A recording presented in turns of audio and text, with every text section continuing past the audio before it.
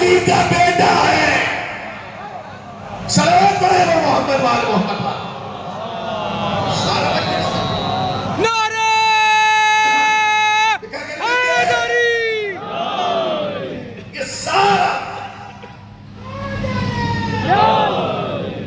یہ سارا معاملہ یہ ماجرا نسبت کا ہے. اللہ نے کہا نسبت.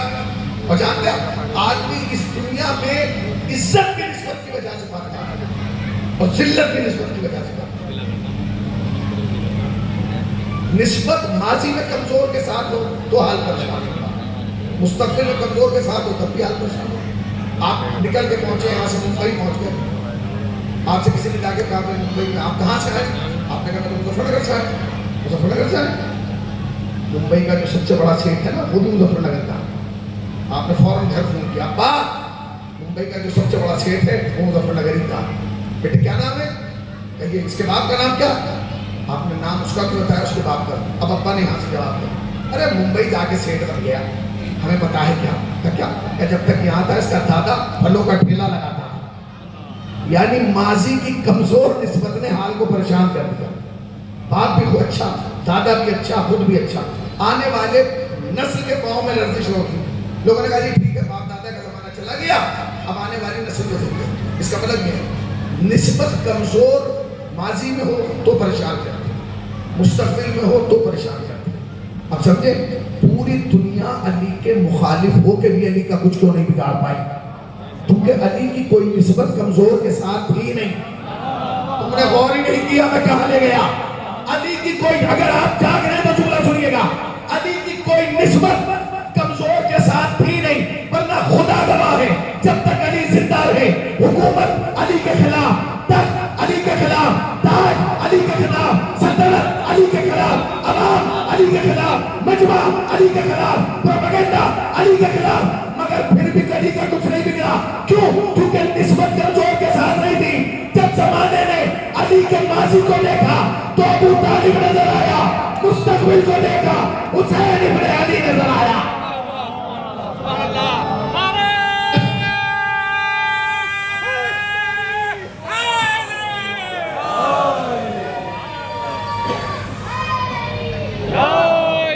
ماضی کو دیکھا ابو طالب نظر آیا, مستقبل کو دیکھا تو حسین نظر آیا. نہ ماضی کمزور ہے, اور جس قوم میں ہم پیدا ہوئے نا اس قوم میں 95 نہیں 99% چیزیں نسبت کی بنیاد پر مانی جاتی ہیں. 99% چیزیں نسبت کی بنیاد پر مانی جاتی ہیں. اگر نسبت نہ ہو تو شیعہ عزت نہیں کرتا, نسبت کی بنیاد پر عزت کی جاتی ہے. تکیہ تو ہر گھر میں ہے, رات کو جب سوتے ہیں سب تکیہ رکھ کے سوتے ہیں کہ نہیں, سب گھر میں.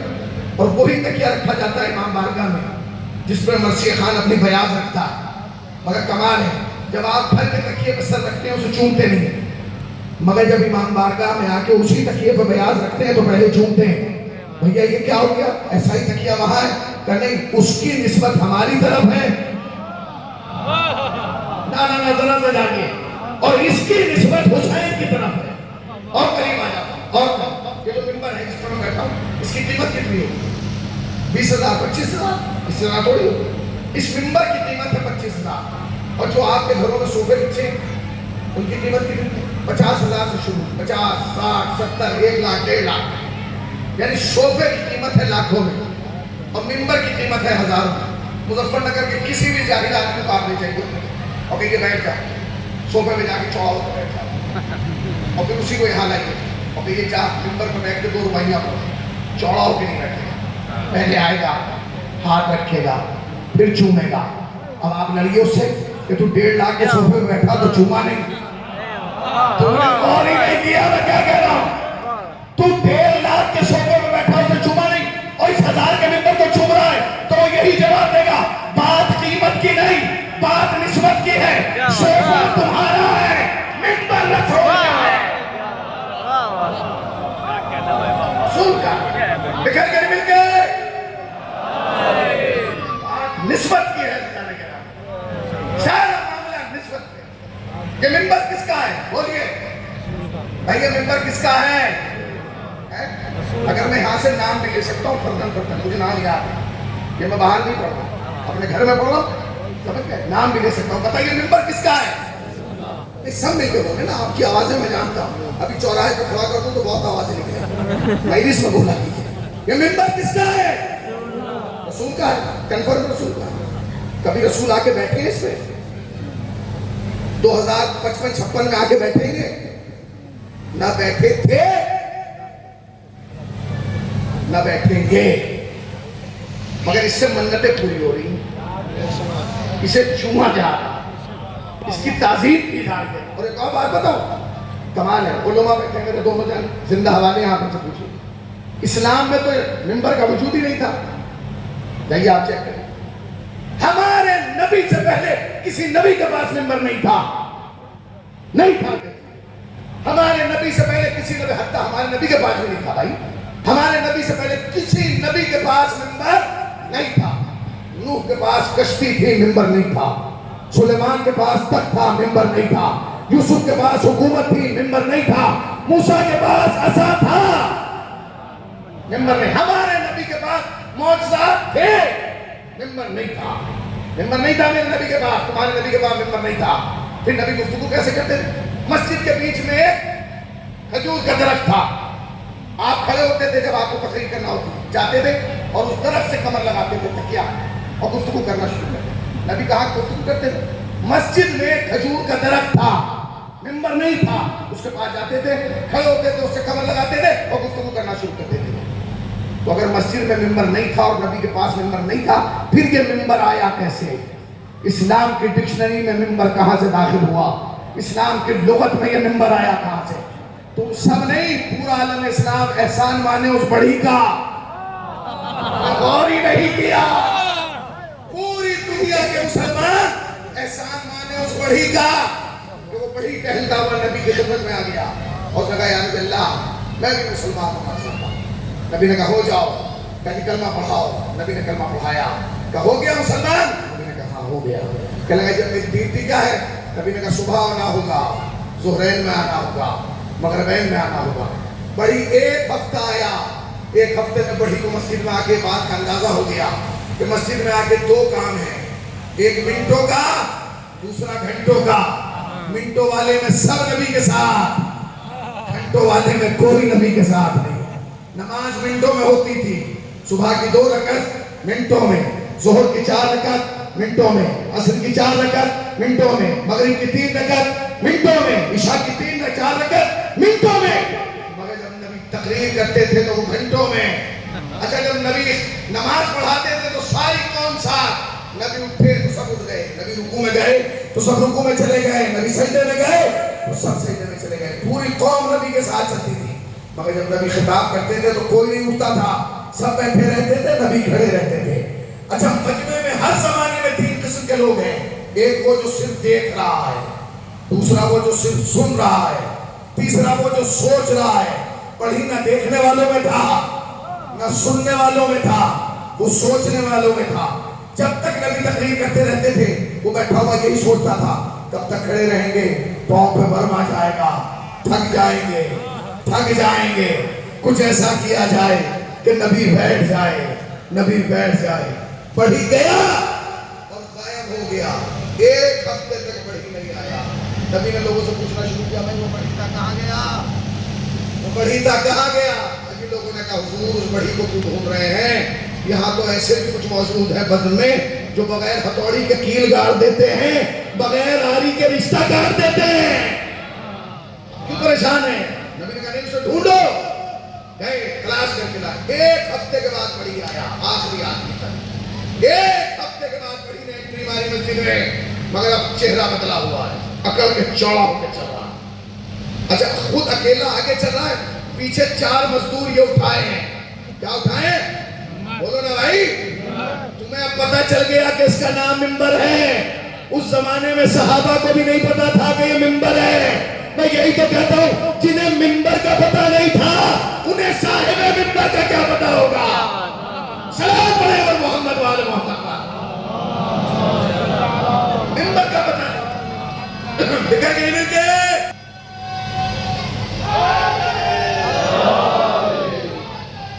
جنہیں ممبر کا پتا نہیں تھا انہیں صاحب ممبر کا کیا پتا. بلایا بڑی یہ تو پیچھے بچے انہیں چپ کریں، انہیں چپ کریں، جنہیں ممبر کا نہیں پتا بلایا اندر، یہ کیا ہے؟ اس نے کہا حضور جو بھی ہے آج کے بعد آپ کھڑے نہیں رہیں، آج کے بعد آپ اس پر بیٹھ کر گفتگو کریں گے۔ نبی نے نہ انکار کیا نہ اقرار کیا، بس مسکرائے۔ نبی کا مسکرانا تھا، ممبر مسجد نبوی میں رکھا گیا۔ میں مظفر نگر والوں ایک جملہ کہا، آج تک تم نے نبی کے معجزے سنے، علی کے سنے، آج میں تمہیں بڑھی کا سنا رہا ہوں۔ سنو بڑھی کا معجزہ۔ بڑھی کا سب سے بڑا معجزہ یہ آخری آدمی تک کہ بڑھی نے ممبر تو لا کے رکھا تھا مسجد نبوی میں، آج دنیا کی ہر مسجد میں ممبر رکھا گیا، دنیا کی ہر مسجد میں ممبر موجود ہے۔ یہ اور بات کہ 3 پیڑیوں کا صحیح، مگر ممبر تو ہے، ممبر تو ہے، ہر مسجد میں ممبر۔ اور سنیے، عالم اسلام نے جیسا ممبر کو قبول کیا، قبلہ کسی کو نہیں کیا۔ تاریخ گواہ ہے، عالم اسلام کے 73 فرقوں میں قرآن مجید کے ترجمے کو لے کے اختلاف ہے، حدیث کے صحیح اور غلط ہونے میں اختلاف ہے، فقہ کے مسائل پر اختلاف ہے، ممبر پر کسی کا اختلاف نہیں۔ سب کہتے ہیں ہمارا ممبر، ہمارا ممبر، ہمارا ممبر، ہمارا ممبر، نبی کا ممبر، نبی کا ممبر، نبی کا ممبر۔ تو میں تم سے پوچھنا چاہتا ہوں، اگر یہ نبی کا ممبر ہے تو کیا نبی نے بنوایا؟ کہ نہیں۔ نبی نے خواہش کی؟ نہیں۔ نبی نے حکم دیا؟ نہیں۔ کچھ بھی نبی کا نہیں، بنایا بڑھی نے، لایا بڑھی نے، سوچا بڑھی نے، تیار بڑھی نے کیا، کیلے بڑھی نے ٹھوکی، صرف نبی نے قبول کر لیا۔ تو پھر یاد رکھو، مسجد کا ممبر بڑھی کی مرضی سے ہے، غدیر کا ممبر نبی کی مرضی سے ہے۔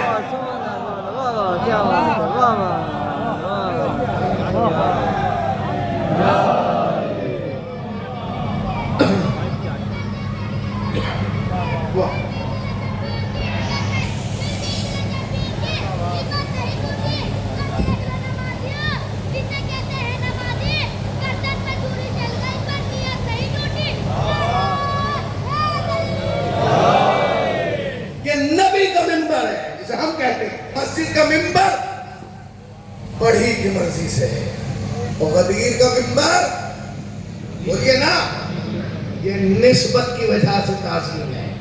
کس کی وجہ سے تعظیم ہے؟ نسبت کی وجہ سے۔ یہ جس سفید چادر پہ آپ بیٹھے ہیں ایسی آپ کے گھر میں بھی ہوگی، مگر آپ اسے چادر کہتے ہیں، مگر جب یہاں بچ گئی اب یہ فرش عزا بن گیا۔ بات نسبت کی ہے نا، نسبت۔ اچھا یہ نسبتیں آئی کہاں سے؟ یہ پیدا کی حسین نے۔ حسین نے نسبتوں سے جان دی ہے، نسبتوں سے جان بخشی ہے۔ جب تک پانی دور رہا پانی رہا، جب یہاں رکھا گیا سبیل بن گیا، جب تک کھانا وہاں تھا کھانا تھا، جب یہاں سے بانٹا گیا تو تبرک حسین بن گیا۔ گھوڑا جب تک وہاں تھا گھوڑا تھا، جب مجلس میں آیا سلجھنا بن گیا۔ نسبتیں، اب یہ ساری نسبتیں جو میں نے آپ کو گنائی صرف ایک بات ہے، وہ نسبت سنو۔ وہ کیا؟ امام حسین علیہ السلام سے سوال بیعت بھی نسبت کی وجہ سے ہوتا ہے۔ حسین سے سوال بیعت ہو رہا تھا نسبت کی وجہ سے، کوئی اور وجہ نہیں۔ امام حسین علیہ السلام سے سوال بیعت اس لیے نہیں ہوا تھا کہ حسین علی کے بیٹے تھے، نہیں۔ حسین سے سوال بیعت اس لیے بھی نہیں ہوا تھا کہ ابو طالب کے پوتے تھے، نہیں۔ اگر علی کے بیٹے ہونے کی وجہ سے ہوتا تو یہ سوال محمد حنفیہ سے بھی ہونا تھا، یہ سوال ابو الفضل عباس سے بھی ہونا تھا، اگر ان سے نہیں ہوا، حسین سے ہوا۔ اگر یہ سوال بیعت اس لیے ہو رہا تھا کہ حسین ابو طالب کے پوتے ہیں، پھر یہ سوال بیعت عبداللہ ابن جعفر طیار سے نہیں ہونا، ان سے نہ ہونا اور حسین سے ہونا۔ اس بات کی دلیل ہے کہ کوئی چیز حسین کے پاس ایسی تھی جو اس وقت کائنات میں کسی کے پاس نہیں تھی۔ تو یہ کیا تھی؟ وہ تھی نسبت رسول۔ اللہ کی بنائی ہوئی کائنات میں سن 60 ہجری میں اکیلا حسین تھا جس کے پاس یہ نسبت تھی، کسی اور کے پاس نہیں۔ حسین سے سوال بیعت اس لیے تھوڑی تھا، علی کے بیٹے، علی کے بیٹے تو اور بھی تھے، لے لیتا علی کے بیٹوں سے بیعت؟ نہیں، سوال بیعت نسبت رسول کی وجہ سے ہوا۔ تو نسبت رسول کیا ہے؟ یزید جانتا تھا اور خوب جانتا تھا کہ حسین کا مقام اس وقت کیا ہے۔ نبی مکرم نے فرمایا تھا حسین منی وانا من حسین، ایک سلامات پڑھیں اور محمد والے محمد تقریر اپنے آخری مرحلوں میں آ گئی.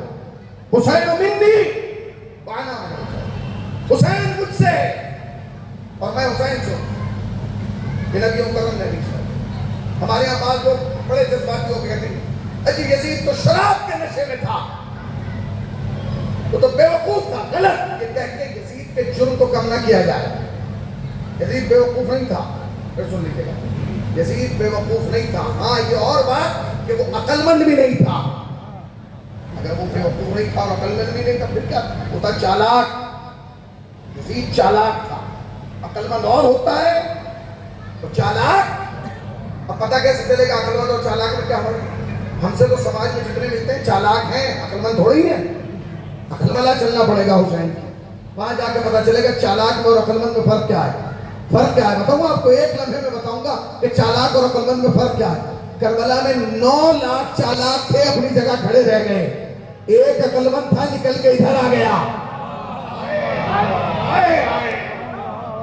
کربلا میں 9 لاکھ چالاک تھے, اپنی جگہ کھڑے. ایک عقل مند تھا, نکل کے ادھر آ گیا. کیوں؟ کیونکہ جہاں عقل ہوتی ہے وہاں تلاش حق ہوتا ہے. جہاں عقل ہوتی ہے وہاں جستجو ہوتی ہے. جہاں عقل ہوتی ہے وہاں ارتقا ہوتا ہے. جہاں عقل ہوتی ہے وہاں جمود نہیں ہوتا, وہاں تلاش ہوتی ہے. تو چالاک کتنا بڑا چالاک. اس نے کہا کہ حسین سے بیعت لے لیا. کیوں بھائی؟ اگر آج کے اعتبار سے یزید کی حکومت کا نقشہ دیکھا جائے نا, آج کے اعتبار سے 55 حکومتیں یزید کے اختیار میں آ رہی ہیں. 55 کتنی آج کے اعتبار سے کہتے ہیں 55 حکومتوں کے لوگ یزید کی بیعت کر چکے تھے اور اسے امیر المومنین و خلیفۃ المسلمین مان چکے تھے. 55 حکومتوں میں کچھ نہ مانیے, 50,000 تو مان لیجیے, تو 50,000 لوگ یزید کو مان چکے تھے. 50,000 لوگ جسے مان چکے ہوں, اگر اسے ایک نہیں مانتا تو کیا فرق پڑ رہا ہے؟ بولیے آپ اتنا بڑا مجمع بیٹھا, ایک آدمی نہ ہے, میرے پہ فرق تھوڑی پڑے گا. نہ ہے, آپ بیٹھے کافی ہے. مگر نہیں, 55 حکومتوں کے لوگ یزید کی بیعت کر چکے تھے, مگر یزید کو سکون نہیں تھا, بے چینی تھی. وہ بے چینی کیوں تھی؟ کیونکہ وہ جانتا تھا کہ جتنا دم ان 55 حکومتوں کے لوگوں میں نہیں ہے نا, اتنا اکیلا حسین میں ہے. آئے آئے بیدار رہیے گا, جتنا دم طاقت ان میں نہیں ہے اکیلے حسین میں. کیوں؟ کیونکہ وہ جانتا تھا کہ حسین خالی حسین نہیں ہے. نبی نے فرمایا ہے حسین منی وانا من الحسین. حسین مجھ سے ہے اور میں حسین سے ہوں. یعنی اب قیامت تک حسین کا ہاتھ نہیں ہے, رسول کا ہاتھ ہے. حسین کی آنکھ حسین کی آنکھ نہیں ہے, رسول کی آنکھ ہے. حسین کے کان نہیں ہیں, رسول کے کان ہیں. حسین کی زبان رسول کی زبان ہے. حسین کی ہاں رسول کی ہاں ہے. حسین کی نا رسول کی نا ہے. حسین کا اقرار رسول کا اقرار ہے. حسین کا انکار رسول کا انکار. میں آپ سے پوچھنا چاہتا ہوں کتنے لوگ اس بات پہ یقین رکھتے ہیں؟ ذرا ہاتھ اٹھا کے بتائیں کہ حسین کا ہاتھ رسول کا ہاتھ ہے. بولیے بھائی, کتنے لوگ اس بات کو مانتے ہیں؟ جو کھڑے ہیں وہ نہیں مانتے. تو ہاتھ اٹھاتے ہوئے کچھ شرما رہے, چندہ تھوڑی مانگا جا رہا ہے. ہاتھ اٹھاؤ ذرا بھائی. حسین کا ہاتھ, بولیے کس کا ہاتھ ہے؟ مل کے بولیں. حسین کا ہاتھ, حسین کی زبان, حسین کی آنکھیں, حسین کی ہاں, حسین کی نا. پوری دنیا نے سب مان لیا تو پھر 3 جملے اور ماننا پڑیں گے. حسین کا دوست, رسول کا دوست. حسین کا دشمن, رسول کا دشمن. حسین کا قاتل, رسول کا قاتل. حسین کا قاتل رسول.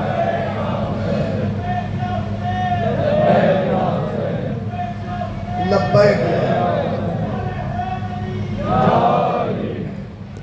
یہ جو نسبت تھی یہ مجبور کر رہی تھی یزید کو کہ بیعت لو.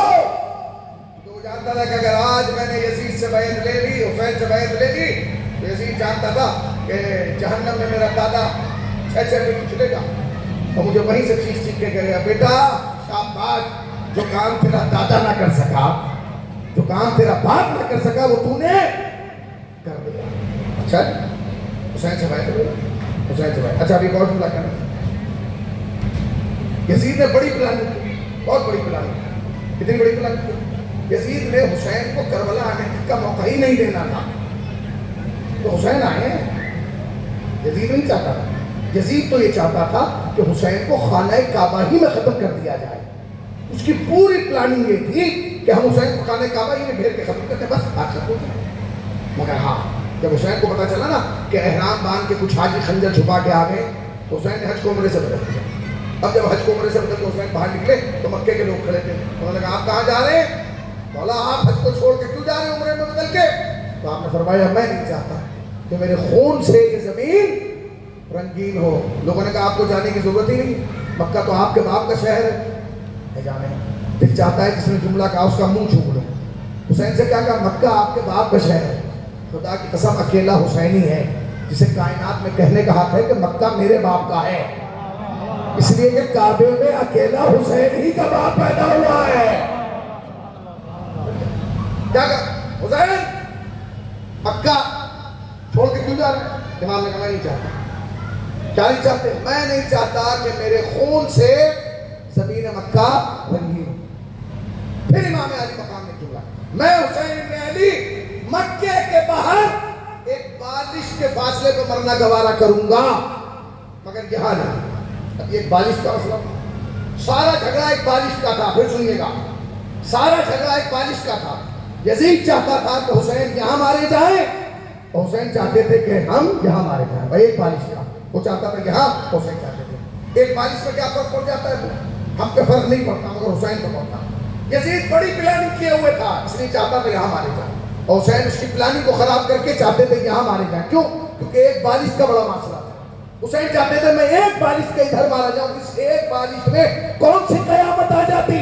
آ گئی تھی قیامت۔ اگر حسین یہاں مارے جاتے نا تو یزید کو کچھ کرنے کی ضرورت ہی نہیں تھی۔ جب لوگ قتل حسین کے بعد آواز بلند کر دے یزید تو نے فرزند رسول کو مار ڈالا، تو یزید کہتا میں نے فرزند رسول کو تھوڑی مارا، میں نے تو باقی کو مارا۔ اور جب کہا جاتا کہ تو رسول کے بیٹے کو باقی کہہ رہا ہے، تو کہتا میں تھوڑی کہہ رہا ہوں، انہی کے نانا کہہ کے گئے ہیں جو یہاں مرے گا وہ باغی ہوگا، جو یہاں مرے گا وہ باغی ہوگا۔ تم نے غور ہی نہیں کیا یزید کی پلاننگ کیا تھی۔ یزید یہ چاہتا تھا حسین کو یہاں مار کے حسین کی نانا کی حدیث حسین پہ رکھ کر حسین کو باغی بنا دے، مگر حسین نے حج کو عمرے سے بدل کے یزید کی طرف دیکھ کے کہا اے یزید سن، جس زبان سے تو نے یہ حدیث سنی ہے نا میں نے وہی زبان چوسی ہے، جس زبان سے تو نے حدیث سنی ہے میں نے وہی زبان چوسی۔ کیا سمجھ رہا؟ مجھے کیا پتا تو ہمیں یہاں مارے گا؟ ہم حج کو، حسین نے حج کو عمرے سے بدلا، اور اب حسین نکلے، تقریر 10 سے 15 منٹ میں ختم ہو گئی، حسین نکل رہے ہیں۔ اب جب حسین نکل رہے ہیں مکہ چھوڑ کے، تو حسین نے راہ جو چنی ہے وہ عراق جانے کی راستہ چنا۔ حسین کو عراق جانا، حسین کے چاہنے والے باہر آئے، مولا آپ عراق جانا چاہتے ہیں اور اس راستہ بدل دیجیے، عراق جانے کے اور بھی راستے ہیں۔ حسین نے کہا اس راستے میں کیا مسئلہ ہے؟ انہوں نے کہا جی آپ کو نہیں پتا، اس پہ بہت بڑا ڈاکو ہے جس کا نام عبدالعزیز ہے۔ یہ عبدالعزیز کون ہے؟ کہیں بڑا ڈاکو ہے، بہت خطرناک ہے، یہ تو انتظار میں بیٹھا رہتا ہے قافلوں کے، جب قافلے والے آتے ہیں تو پہلے انہیں لوٹتا ہے، پھر پیٹتا ہے اور پھر چھوڑتا ہے۔ مولا آپ نہ جائیے، ہم نہ جانے آپ پہنچیں گے کہ نہیں۔ امام نے کیوں کہا مولا وہ ڈاکو ہے، اور ڈاکو کو کیا پتا کہ امام کیا ہوتا ہے؟ ڈاکوؤں کو کیا پتا کہ امام؟ خدا کی قسم نہ کل کے ڈاکوؤں کو پتا تھا، نہ تھکے وہ کا ذمہ دار نہیں ہوں، نہ آج کے ڈاکوؤں کو پتا کہ امام نہیں پہنچے۔ اگر آج کے ڈاکوؤں کو پتا چل جاتا کہ امام کیا ہوتا ہے تو کبھی مشیب سعودیہ حملہ نہ کرتا۔ حملہ ہونا اس بات کی دلیل ہے کہ انہیں پتہ ہی نہیں ہے کہ امام ہوتا ہے۔ امام نے کہا ہم اسی راستے سے جائیں گے، اس نے کہا کہ وہ ڈاکو ہے، اور عبدالعزیز اتنا خطرناک تھا کہ اس کا نام سن کے عرب کے لوگ بھاگنے لگتے تھے، قافلے راستہ بدل دیتے تھے، ہیبت کے مارے اس کے لوگ دم توڑ دیتے تھے، اکیلا تو قافلہ بھی نہیں گزرتا تھا، پتہ ہوتا تھا نا اس راستے پر عبدالعزیز نے پڑاؤ ڈالا ہے تو لوگ رک جاتے تھے، قافلوں کو جمع کرتے تھے، 5-5 6-6 قافلے جمع ہوتے تھے، پھر ایک ساتھ گزرتے تھے، اتنا اتنا خوف تھا. حسین نے کہا نہیں ہم جائیں گے. حسین چلے اور جا کے وہاں رکے جہاں سے عبدالعزیز کے خیموں کی مشالیں نظر آ رہی تھی. وہ مشالیں چل رہی. حسین نے کہا یہی عباس قیام نہیں ہوگا, خیمہ لگا دیا. وہ عبدالعزیز کے خیمے سامنے کون جو مارتا ہے, پیٹتا ہے, ڈوبتا ہے, جس کے نام سے عرب کانپتا ہے, جس کے خوف سے لوگ مر جاتے ہیں, اتنا خطرناک ڈاکو. حسین نے کہا یہاں لگاؤ, لگا. وہ سو رہا تھا. حسین کے ہاں عبادت الہی نماز صبح تمام ہوئی. جیسے مسرور نے اذان دی حسین نماز تمام کرے, اور جیسے نماز تمام ہوئی حسین نے آواز دی علی اکبر, علی اکبر کہاں؟ بابا کی جان ادھر آؤ. جی بابا بتائیے کیا حکم ہے؟ میرے لال وہ خیمے نظر آ رہے ہیں؟ ہاں بابا نظر آ رہے ہیں. جانتے ہو کون؟ کہ نہیں. کہ کچھ سنا بھی نہیں. کہاں بابا سنا ہے کہ عرب کے لوگ اس سے ڈرتے ہیں. تمہارے سننے پر سلام ہے. عرب, میں نے کہا تقریر ختم ہو رہی, عرب کے لوگ اس سے ڈرتے ہیں. سنا ہے عرب کے لوگ ڈرتے ہیں. میرے لال پھر جا اسے جا کے کہتے کہ ہمارا بابا یہاں سے گزرنا چاہتا ہے. جاؤ علی اکبر جاؤ. ٹھیک ہے بابا آپ کا حکم ہے تو چلا جاتا. اب عبدالعزیز جو اس کے نام سے لوگ کانپتے تھے وہ تو اندر پڑا ہوا اندر سو رہا. اس کا مخبر جاگ رہا ہے, جو پہرے پہ کھڑا ہوا ہے مخبر جاگ رہا ہے. علی اکبر خیمے میں گئے, تیار ہو, چہرے پہ نقاب لگائی, وہ خیمے سے نکلی. یہ بولا کہ جب خیمے میں گئے تھے تو نور تھے, جب پلٹے تو نور اللہ نور ہو گئے. آئے آئے آئے اب نکلے. بابا کیا اجازت ہے؟ ہاں میرے لال چلا جا, مگر کوشش کرنا کہ جب تک بات پوری نہ ہو جائے نقاب نہ ہٹ جائے. اچھا بابا ٹھیک ہے. علی اکبر نے نقاب لگائی اور بالکل آہستہ آہستہ سلو موشن میں علی اکبر نے چلنا شروع کیا. گھوڑے میں ادھر سے مخبر نے اٹھ دیا. اس نے بغل والے سپاہی کو تم دیکھ رہے ہو یار کون ہے یہ اکیلا اتنا جیالا کہ جسے پتا ہے کہ ہم یہاں ہیں اور پھر بھی ہماری طرف. آج تک تو ہمیں دیکھ کے لوگ راستہ بدل دیتے تھے, ڈر جاتے تھے, گھبرا جاتے تھے, کانپ جاتے تھے, موت سے پہلے مرنے لگتے تھے. کون ہے؟ اس نے دیکھنا شروع کیا. علی اکبر نے آہستہ آہستہ دیکھنا شروع کیا. جب علی اکبر قریب آئے تو اس نے دیکھا اور علی اکبر کا لباس دیکھ کے دوڑا اور اس خیمے میں گیا جس میں عبدالعزیز اوندھے منہ پڑا. سردار جاگو, سردار جاگو. سردار نے کہا کیا بات ہے؟ کہنے لگے آج تک تو تم ڈھونڈتے تھے کہ کوئی مل جائے جسے لوٹنے, آج کوئی خود ہی لوٹنے آ رہا ہے. کیا مطلب؟ سکون سے آ رہا ہے. یا تو اسے پتا نہیں, اور اگر پتا ہے تو پھر بڑا جیالا ہے. اس نے کہا کون ہے؟ کہ اکیلا ہے. کہ کیسا ہے؟ کہ شہزادہ ہے. کہ تم نے کیسے دیکھا؟ کہ لباس قیمتی اتنا ہے کہ بتا رہا ہے شہزادوں والا لباس ہے. تو کہا پھر جاؤ گھیرو, اور جب گھیر لینا تو مجھے بلا لینا. وہ آ گیا تو دو ادھر نہیں. اس نے کہا گھیر لیں گے کوئی بات. اس نے سپاہیوں کو کہا جب یہ آئے تو اسے کعبہ دو گھیرنا. علی اکبر آہستہ آہستہ آگے بڑھا. سپاہیوں نے گھیرنا شروع کیا, دائرہ بنانا شروع کیا. علی اکبر نے اور آگے بڑھنا شروع کیا. اب جو علی اکبر خیمے کے قریب آ رہے نا دائرہ کم ہو رہا ہے. سپاہی آگے بڑھ رہے ہیں نا, دائرہ کم ہوتا جا رہا, دائرہ کم ہوتا جا رہا, کم ہوتا. دائرہ اتنا کم ہو گیا کہ جو سپاہی نیزہ لیے ہوئے تھے نا ان ایک کی کوہنی دوسرے کی کوہنی سے ٹکرانے لگی. ایک دوسرے کو کوہنی مار کے کہنے لگا سن کا کیا کہنے لگی عجیب ہے, آج تک جب کوئی ہمیں ملتا تھا ہمیں دیکھتا تھا, بھاگتا تھا, دوڑتا تھا, چلاتا تھا, ہم اس کے پیچھے بھاگتے تھے. یہ تو کمال ہے, نہ یہ دائیں دیکھ رہا ہے, نہ بھائیں دیکھ رہا ہے, نہ اسپیڈ بڑھا رہا ہے, نہ گھٹا رہا ہے, نہ ڈر رہا ہے, نہ کانپ رہا ہے, نہ خوف زدہ ہے. یہ ہے کون کہ جو اتنے سکون سے ہماری طرف آ رہا ہے؟ اور جب یہ کہنا یہ ہے کون جو نہ ڈر رہا ہے نہ کانپ رہا ہے. علی اکبر نے گھوڑے کو روکا, گھوڑے کا رکنا تھا, سپاہی پیچھے ہوئے. علی اکبر نے کہا ڈرو کیوں, بھاگو کیوں, کسی بھگوڑے کا پوتا تھوڑا ہی.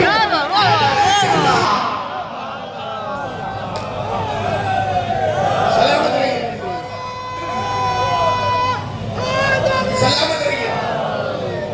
کسی بھگوڑے کا پوتا تھوڑی ہو, حیدر کرار کا پوتا. اب اتنی دیر میں وہ کون بڑا ہوا تھا سپاہی, بادشاہ وہ بھی نکل کے آیا سردار.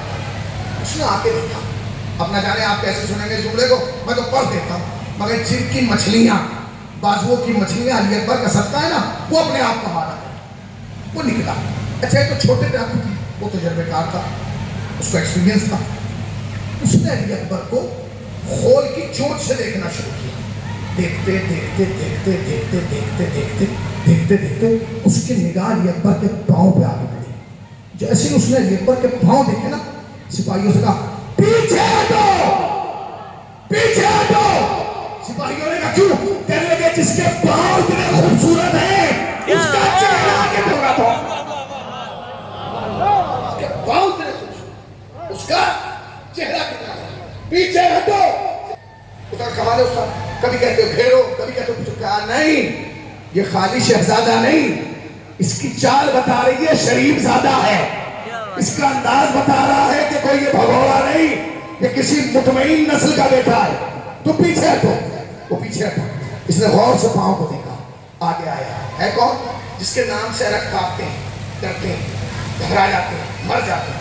آیا اور ایک بار گھوڑے پہ بیٹھا, یہ زمین پہ بیٹھا, اور گھٹنیوں کے بل بیٹھ کے دیکھ کے کہنے لگا سنو, ماریں گے نہیں, لوٹیں گے نہیں, قتل بھی نہیں کریں گے. علی اکبر نے آہستہ سے کہا وہ تو تم کر بھی نہیں پاؤ گے. چاہتا کیا ہے؟ اس نے کہا کچھ مت کر, کچھ بھی مت کر, نہ لوٹیں گے نہ قتل کریں گے, جو ہمارا اسباب ہے وہ بھی تمہیں دے دیں گے, بس ایک خواہش ہے. علی اکبر نے کہا کیا؟ کب اتنا کر دے کہ اپنے چہرے سے نقاب ہٹا دے. اللہ اکبر, اپنے چہرے سے بولو بھائی نقاب ہٹا دے. علی اکبر نے کہا نہیں رہنے دو. اس نے کہا نہیں ہٹا تو دیکھا, کچھ بھی نہیں کہیں گے, ہٹا, آخری آخری ہٹا دے. تو علی اکبر نے کہا پھر سنبھل. عرب میں لفظ سنبھل اس وقت کہا جاتا تھا جب کوئی حملہ کرتا تھا. سنبھل. اس نے کہا میں نے تلوار کی تو بات کی نہیں, میں نے تیر کی تو بات کی نہیں, میں نے حملے کی تو بات کی نہیں, تم کیوں کہہ رہے ہو سنبھل؟ علی اکبر نے کہا وہ اور ہیں جو تلواروں سے مقتل جیتتے ہیں, ہم تو وہ ہیں جو مسکراہٹ پہ مقتل اڑا دیتے ہیں. ہم تو وہ ہیں جو مسکراہٹ پر مقتل اڑا دیتے. سنبھل. آخری آدمی تک سنبھل. اور اس نے جو کہا سنبھل, تم سنبھل کے بیٹھا. علی اکبر نے یا علی کہہ کے نقاب ہٹائی. بس جیسے ہی نقاب ہٹی, عبدالعزیز گھٹنوں میں تھا, گرا, پھر اٹھا, پھر گرا, پھر اٹھا, پھر گرا, پھر اٹھا, اور اس کے بعد اوندے منہ الٹا ہو کے بھاگنا شروع ہوا. اور بھاگتے بھاگتے سپاہیوں سے کہتا ہے بھاگو, بھاگو, بھاگو. سپاہیوں نے کہا کیا ہوا؟ کہ قیامت آ گئی, جنگل میں محمد آ گیا. نہیں نہیں نہیں, طاقت ساتھ ہے, بھاگو, آخری آدمی تک بھاگو, بھاگو, جنگل میں محمد آ گیا. جب یہ بھاگ رہا تھا نا, اچھا یہ تو بھاگ رہا ہے, علی اکبر اپنی جگہ بیٹھے ہوئے. علی اکبر نے وہیں سے گرجتے ہوئے لہجے میں کہا عبدالعزیز ٹھہر جا, تو بھاگ کر بھی نہیں بھاگ سکتا. بس جیسے اس کی آواز, علی اکبر کی آواز اس کے کانوں میں گئی, اس نے سپاہیوں سے کہا اور تیز بھاگو. سپاہیوں نے کہا کیوں؟ کہ چہرہ بتا رہا ہے محمد آیا ہے, آواز بتا رہی ہے علی بھی ساتھ آیا ہے.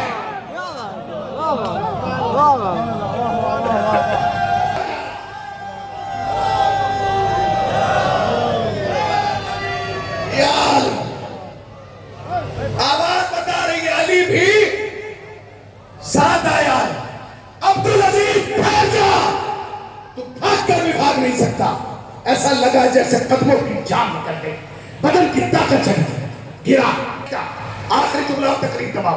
پلٹ کے لیے پر کو دیکھا اور بہت دیر تک دیکھ کے کہنے لگا ایک بات کہوں؟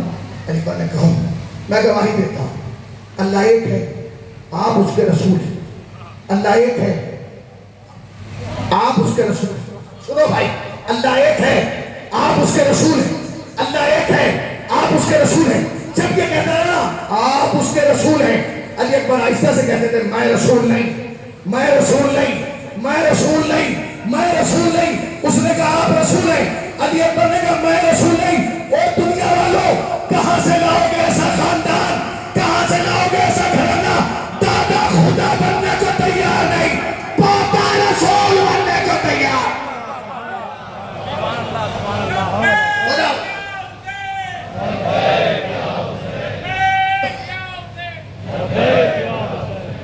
علی اکبر ہے. کون ماں کا تو بہنوں کی جان ہوتا ہے, جوان بیٹا بھرے گھر ادھر رسول کے مقصد پہ آ رہا ہے شباب، ادھر حسین کا اکبر جوان۔ پوری دنیا میں اجازت ہے، فرمائش کی جاتی ہے لکھ پر کے مسائل پڑھنے ہیں، ہر جگہ کہا جاتا ہے آج یہ پر تابوت پر آمد ہوگا، آپ لکھ پر کے مسائل، پوری دنیا میں اجازت ہے، لوگ کہہ کے پڑھتے ہیں۔ بس ایک جگہ ایسی ہے جہاں یہ پر کے مسائل پڑھنے کی اجازت ہے، وہ جانتے ہو کیا ہے؟ وہ ہے قبر حسین، حسین کی قبر میں اجازت ہے، حسین کی قبر میں اجازت ہے کہ آپ حسین کی قبر پر بیٹھے جانتے ہو کیا؟ اس لیے کہ خطیب نے حسین کی قبر پر بیٹھ کے یہ پر کے مسائل پڑھے، وہ تو مسائل پڑھ کے آ گیا، بعد میں اس کے خواب میں ایک بی بی آئی، اس بی بی نے کہا خطیب تو مسائل پڑھ کے آ گیا، میرا حسین بے ہوش پڑا۔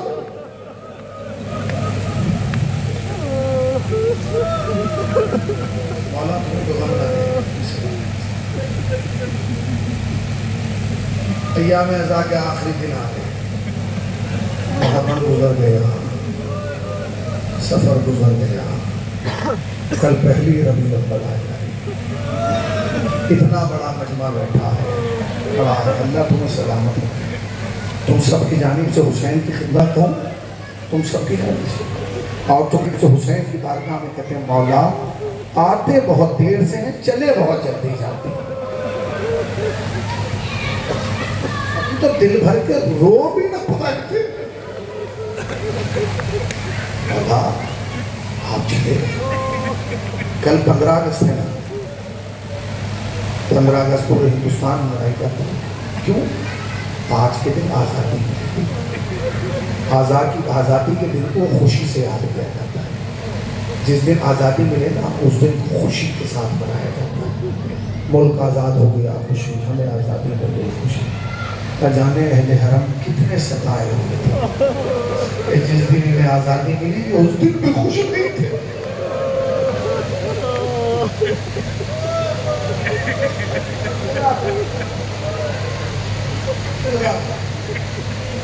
ہم تو آپ کا شکریہ بھی ادا نہیں کر سکتے، انجمن دعائے زہرا مومنین کلمائی نگر تو تم آنے والوں کا شکریہ بھی ادا نہیں کر سکتے، اس لیے جب ہم تو الفاظ میں شکریہ ادا کریں گے، ایک بی بی ہے جو دروازے میں کھڑی ہے، ہر آنے والے کا چہرہ دیکھ، تم رو گے بھروسہ دو گے چلے جاؤ گے، فرش ازا سمیٹ دیا جائے گا، مگر کچھ بیویاں ہیں جو پوری رات یہیں بیٹھی ہیں، اور اس میں ایک 3.5 سال کی بچی ہے جو دادی کا بازو پکڑ کے کہے گی دادی میرے بابا کو ایک رونے والا وہاں بیٹھا تھا، دادی جب میرے اکبر کا نام آیا اس جوان نے چیخ مار کے آ گئی، دادی جب میرے چچا عباس کا نام آیا اس نے بازوؤں پہ تماچے مارنا شروع کیے۔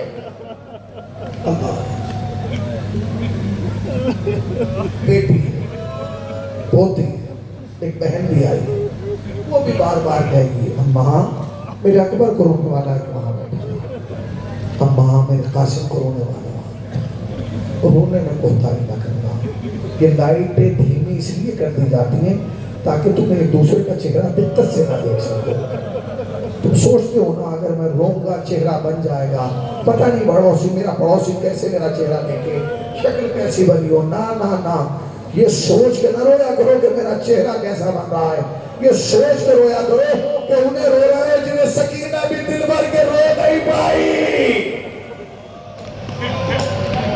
اللہ آباد رہو شاد رہو، مجھ سے کہا گیا ہے میں حسین کے مسائل پڑھ دوں، میں کیا پڑھوں حسین کے مسائل، حسین کے مسائل پڑھنے کے لیے روایت کی ضرورت نہیں ہے، احساسات کی ضرورت ہے۔ جو لوگ کربلا گئے ہیں نا، جو کربلا گئے ہیں وہ اس بات کو بتائیں گے جو میں پڑھ رہا ہوں، وہ اسے محسوس کریں گے اور بتائیں گے کہ ایسا ہی ہوتا ہے کہ نہیں۔ جب تم کربلا اور بین الحرمین سے حسین کے روزے میں اترو گے، مولا حسین کے غازی کے یہاں سے آؤ گے، مولا کے یہاں اترو تو نشیب ہے، نشیب میں اترو گے سامنے ایک دروازہ ہے، اس دروازے میں جب داخل ہوگے تو ایک بڑی جالی لگی ہے، اس جالی میں شہدائے کربلا ہیں، اصحاب حسین ہیں، انصار حسین ہیں۔ پھر آگے سامنے جاؤ گے تو بالکل سامنے وہیں سے تمہیں قبر نظر آئے گی، وہ حبیب ابن مظاہر کی قبر ہے۔ جب حبیب کی قبر سے کھڑے ہو کے دیکھو گے تو ایک اور قبر نظر آئے گی جو ابراہیم کی قبر ہے، مگر ان قبروں کے درمیان ایک قبر ہے جو 6 کونے ہے۔ دنیا میں ہر قبر 8 کونے ہوتے ہیں، اس قبر کے 6 کونے ہیں۔ یہ کس کی قبر ہے؟ یہ حسین کی قبر ہے۔ اس میں اکیلے حسین دفن نہیں ہے، اس میں حسین بھی دفن ہے، علی اکبر بھی دفن ہے، علی اصغر بھی دفن ہے۔ بس فرق اتنا ہے کہ علی اکبر زمین میں دفن ہے، علی اصغر حسین کے سینے میں دفن ہے۔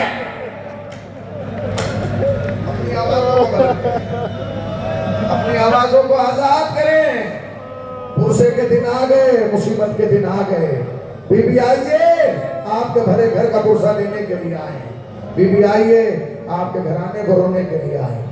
آپ زیارت کریں گے، جب زیارت کر کے آپ باہر آئیں گے نا، باہر بالکل باہر، تو گلی میں جب آپ آئیں گے اس مولا حسین کے یہاں باہر، تو ایک جالی لگی ہوئی ہے دیوار پر، اس کے اندر ایک لال رنگ کا بلب جلتا ہے، اس میں کسی کی قبر نہیں ہے۔ لوگ وہاں کھڑے رہتے ہیں، روتے رہتے ہیں، اتنا گریہ حسین کی قبر میں نہیں کرتے جتنا یہاں کرتے ہیں۔ جب پوچھو گے نا یہ کون سی جگہ ہے تو تمہیں بتایا جائے گا یہ وہ جگہ ہے جہاں حسین کو قتل کیا گیا۔ تمہارے ہاتھ نہیں بندے، یہ وہ جگہ ہے جہاں حسین کو قتل کیا گیا۔ میرے دونوں جانب علماء ہیں، ان سے تائید کر لینا جو میں پڑھ رہا ہوں ایسا ہے کہ نہیں۔ وہ قتل گاہ ہے، میں نے پڑھ دیا، تم نے سن لیا۔ بس ایک جملہ کہنا چاہتا ہوں، حسین جہاں اترے ہیں وہ جگہ اور ہے، جہاں حسین کو قتل کیا گیا وہ جگہ اور ہے۔ حسین نے اسب باوفا سے کہا تھا مجھے ایسی جگہ اتارنا جہاں ذبح ہوتے ہوئے زینب نہ دیکھ سکے۔ زلجنا نے لگا لے جا کے ایسی جگہ اتارا جہاں سے زینب دیکھ نہ پاتی۔ اچھا حسین اترے تو وہاں تھے، مگر پھر ہوا کیا؟ جب شبر کمینہ حسین کے قریب آئے نا تو اس نے پہلے تو حسین کو دیکھا، پھر زینب کو دیکھا۔ زینب دور ٹلے زینبیہ پہ کھڑی تھی۔ اس نے سوچا اگر میں نے حسین کو یہاں ذبح کیا تو حسین تو ذبح ہو جائیں گے، زینب دیکھ نہیں پائے گی۔ کچھ ایسا کرو کہ حسین ذبح ہوتے رہے، زینب دیکھتی رہے۔ اب حسین یہاں اترے ہیں، کیسے اترے ہیں جانتے ہیں؟ امام زمانہ فرماتے ہیں سلام ہو شہید پر جس کا لاشا وقت ذبح نہ سین پر تھا نہ زمین پر، تیروں پہ معلق حسین کا لاشا۔ حسین کا لاشا تیروں پر تھا۔ جب امام عالی مقام گھوڑے کے سین سے اترے تو زمین پہ نہیں آئے، تیروں پہ آئے۔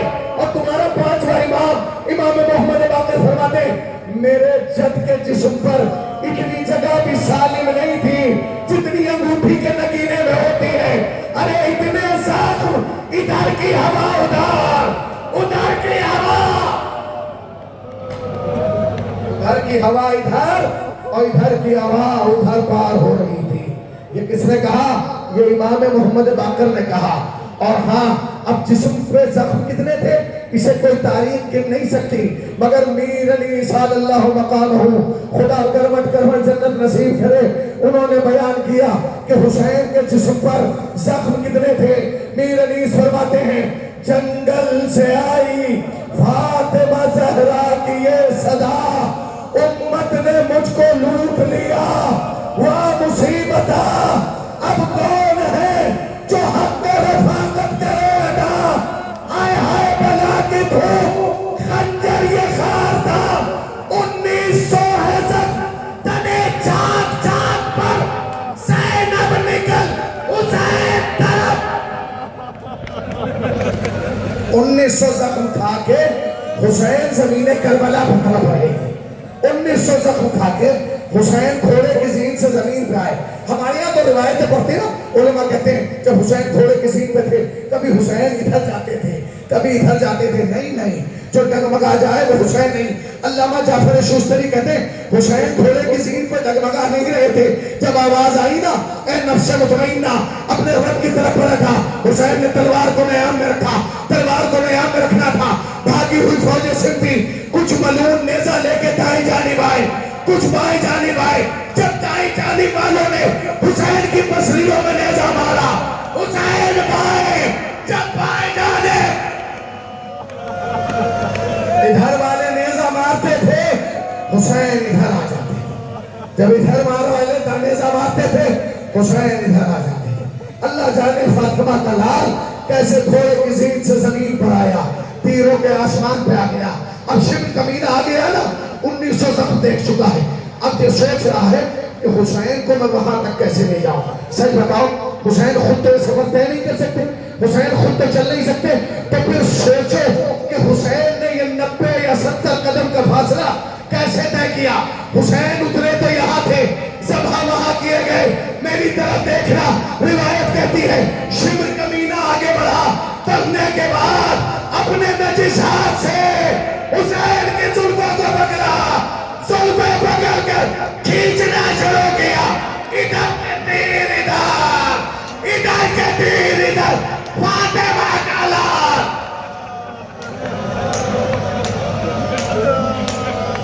جزاک اللہ، مولا تمہیں کوئی غم نہ دے سوائے غم سرکار عباد اللہ کے. وہ کھینچ کے لے جا رہا تھا اور خالی وہ کھینچ نہیں رہا تھا. جس کے پاس نیزہ تھا وہ نیزہ مارتا تھا، جس کے پاس کچھ نہیں تھا وہ گرم ریت بھر کے لا کے حسین کے زخموں میں ڈال رہا تھا. وہ لے کے آیا وہاں جہاں سے زینب دیکھ سکتی تھی. اس کے بعد اس ملعون نے اپنا نجس گھٹنا حسین کی پشت پر رکھا، خنجر چلایا، فرات کا پانی نیزے چلا. ارے قیامت آ گئی، منادی نے ندا دی، حسین مارے گئے، حسین قتل کر دیے گئے. سجاد نے کہا پھوپھی اماں خیمے کا پردہ ہٹائیے، خیمے کا پردہ ہٹا. السلام علیکم یا ابا عبداللہ، اے باپ.